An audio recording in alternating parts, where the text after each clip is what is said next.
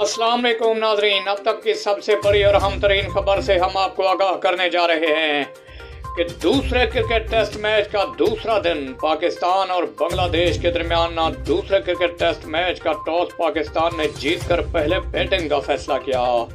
पाकिस्तान की तरफ से कप्तान बाबर आजम ने शानदार 60 रन की इनिंग्स खेली। आज मैच का दूसरा दिन है तो देखना यह है कि आज पाकिस्तान क्रिकेट टीम कितने स्कोर करती है।